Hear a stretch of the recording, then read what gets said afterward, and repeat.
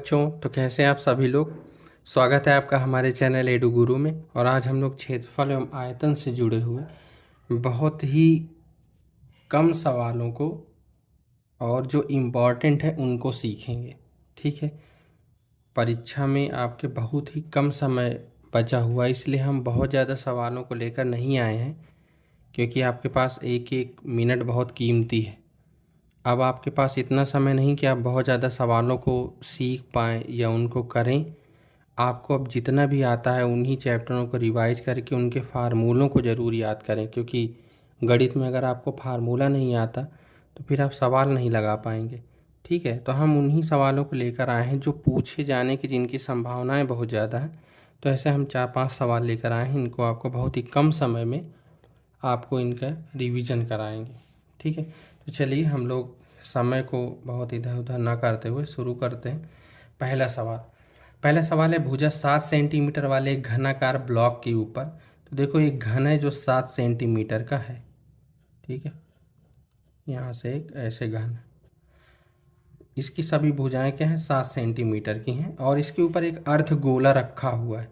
कह रहे अर्धगोला का अधिकतम व्यास क्या हो सकता है, इस प्रकार बने ठोस का पृष्ठीय क्षेत्रफल भी बताना है।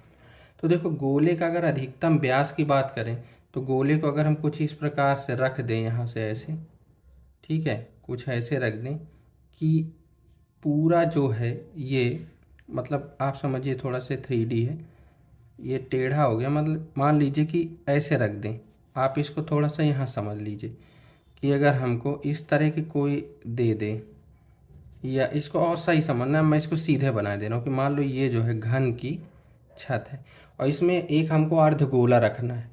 अर्धगोला रखना है कि उसका अधिकतम व्यास क्या हो सकता है, ये सब 7-7 सेंटीमीटर है।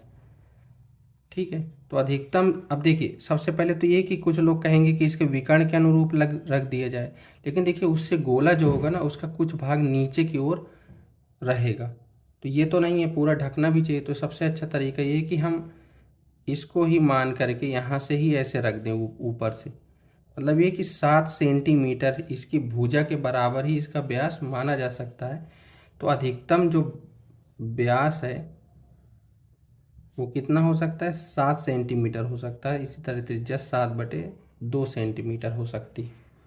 और क्या इस प्रकार बने ठोस का पृष्ठीय क्षेत्रफल ज्ञात करिए। तो देखो पृष्ठीय क्षेत्रफल क्या होगा, समझिए, आप खुद लगा लेंगे इसको। बस आपको इन सवालों में बस ये आराम होती कि आपको बस एक लाइन लिखनी आनी चाहिए। पहली लाइन है कि क्षेत्रफल ये होगा, बाकी तो सब मान रख के हल बस करना है।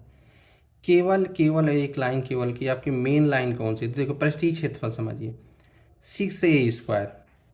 मैं एक एक करके आपको बताता हूँ। ठीक है, छः छः पार्ट हैं इसके पूरे, 6 छत है, बगल की दीवार सब, 6 स्क्वायर हो गया इसका क्षेत्रफल। ठीक है, प्लस जो गोला रखे हो उसके ऊपरी छत भी तो होगी ना, उसका कितना होता है, 2πr² ये होता है। लेकिन यहाँ पर एक चीज़ है वो 2 बार काउंट हो चुकी है, कौन सी, वो है इस जो ऊपर से जो अर्धगोला रखा गया है उसके नीचे का तल। जब हमने a² हमने पूरी छत ले रखी है, तो इस पूरी छत में वो छत भी तो आ गई जो गोले के अंदर है। और हमने, ठीक है ना, तो वो जो गोले के अंदर है उसको क्या करेंगे, यहाँ से घटा देंगे, तो कितनी होगी, πr², उसको घटा देंगे क्योंकि बाकी हमने यहाँ पर 6 स्क्वायर में ले रखा है, तो वो डबलिंग हो जाएगी इस तरह। अब यहाँ पर सिर्फ मान रख दीजिए, 6 7 का स्क्वायर धन, इसको घटा देंगे, πr² बचेगा, पाई और r², ये हो जाएगा 294, ये हो जाएगा 38.5, जोड़ोगे 332.5 सेंटीमीटर स्क्वायर। ये पहला सवाल का उत्तर होगा।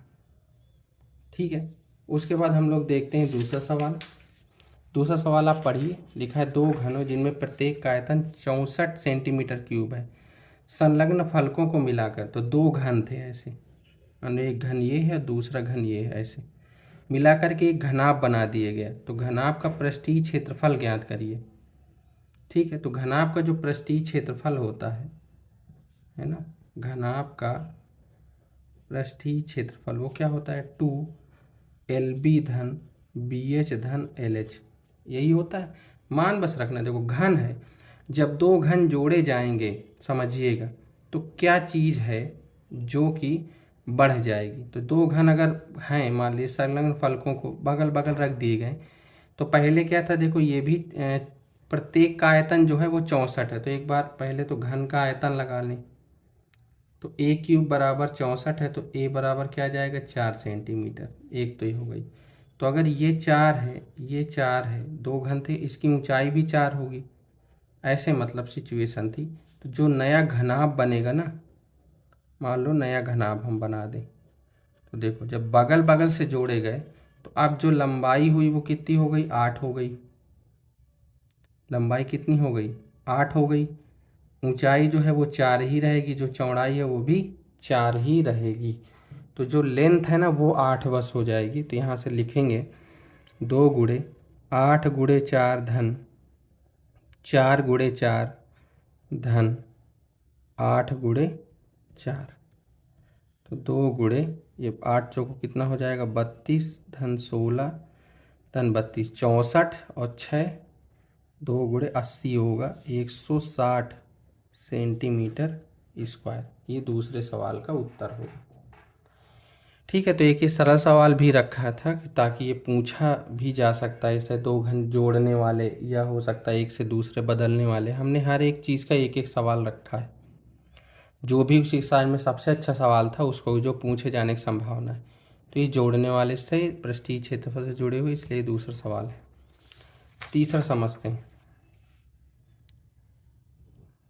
तीसरा कह रहा है ऊंचाई 220 सेंटीमीटर और आधार व्यास 24 सेंटीमीटर वाले एक बेलन जिस पर ऊंचाई, तो एक बेलन तो ये रखा है, समझिए एक बेलन है ये, जिसकी ऊंचाई कितनी है 220 सेंटीमीटर और आधार व्यास 24 है।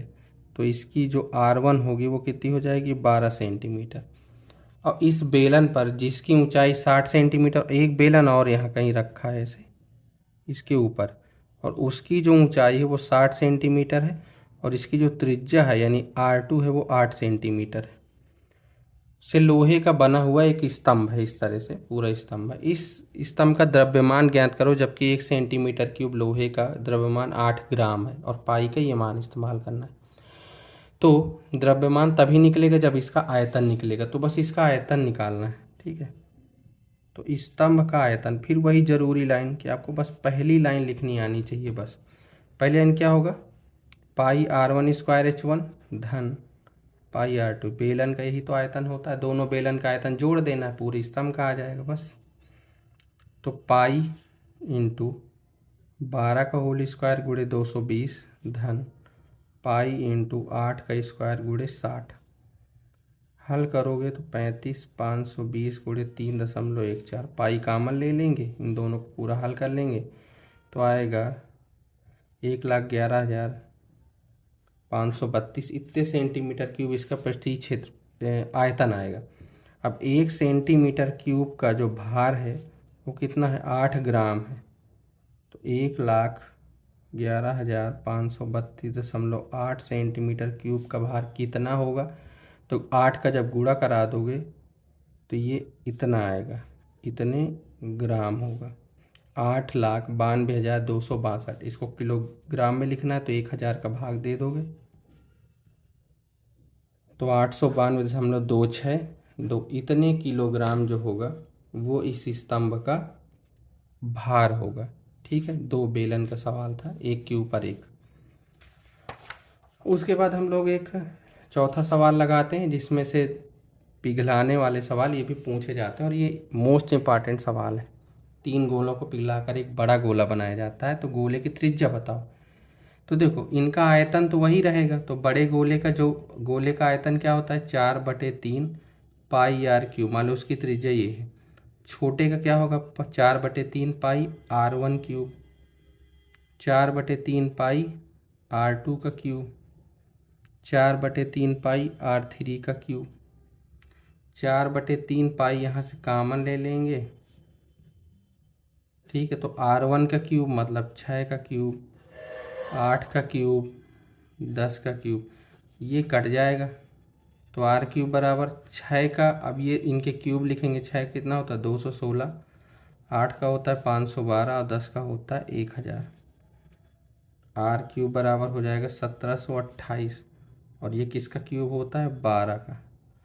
तो बड़े जो गोले की त्रिज्या आएगी वो कितनी आ जाएगी? 12 सेंटीमीटर। ठीक है, तो ये जो है इम्पॉर्टेंट सवाल है, ये वाला एक पिघलाने वाला आपसे ज़रूर से ज़रूर सवाल आपसे ज़रूर से ज़रूर पूछा जाएगा। उसके बाद एक हमने शंकु छिन्नक का सवाल रखा है, हो सकता है ये पूछा भी जाए और हो सकता है ना भी पूछा जाए, लेकिन हम लोग इसको कर लेते हैं। इसमें सिर्फ ये है कि आपको सारी जितनी भी चीज़ें दी हुई हैं उनकी अलग अलग आपको लेंथ हो वो लिख लेनी है। उसके बाद इसमें सिर्फ आपको फार्मूला लगा देना है बस। ठीक है, तो लिखा है एक शंकु के छिन्नक की तिर्यक ऊंचाई। तो शंकु छिन्नक हम लोग बना लेते हैं यहाँ से ऐसे। तिर्यक ऊंचाई जो है वो है 4 सेंटीमीटर। इसके वृत्तीय सिरों के परिमाप की परिधियाँ ये 18 और 6, मतलब ये परिधि दी हुई यहाँ पर त्रिज्या न दे करके, मतलब एक तरह से ये दी है 2πr1, ये 18 दिया है, और यहाँ दिया है 2πr होता है ना, तो 2πr2 जो है वो दिया है 6 सेंटीमीटर। तो यहाँ से लिख देंगे 2πr1 बराबर 18 है, तो r1 बराबर कितना आएगा? यहाँ 9 आ जाएगा, तो 9/पाई। इसी तरह 2πr2 बराबर 6 है, तो r2 बराबर कितना आएगा? 3/पाई। ये दोनों त्रिज्याएं हमने निकाल ली कि r1 और r2 ये हैं। ठीक है, अब इसमें हमसे क्या पूछ रहा है? इस छिन्नक का पृष्ठीय क्षेत्रफल बताओ। तो इसका वक्र पृष्ठीय क्षेत्रफल क्या होता है? पाई r1 धन r2 इंटू एल। बस आपको फार्मूला भर ध्यान रखना है।